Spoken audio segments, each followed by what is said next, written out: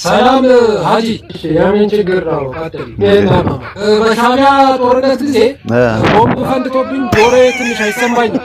ጆሮ ታማለች። ነገሩ እኮ ይኸውልህ ባትሰማ ነው የሚሻለው። ያው እውነት ነው።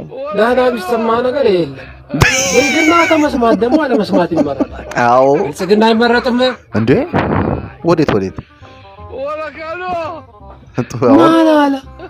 ያማል አሁን ብልጽግና አይመረጥም አላሉም እንዴ? አንተ ነው የማትሰማው፣ መንግስት ይሰማል። መንግስት አልሰማውም። አረ እንዲህ አይበሉ ይታሰራሉ። እርሶ ሰውዬ ስማ እውነትም ተወኝ። ከየት እንደመጣህ ማን እንደላከብኝ አላውቅም፣ ግን ተበልቸሰለ ምስኪን ወላሂ ልጆቼ በቃ ጥሩ ስሜት ላይ አይደሉም መሰለኝ። ሌላ ጊዜ ልምጣ። ሌላ ቀን ትመጣ።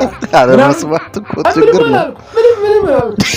በቃ ሌላ ጊዜ አይተረጉም።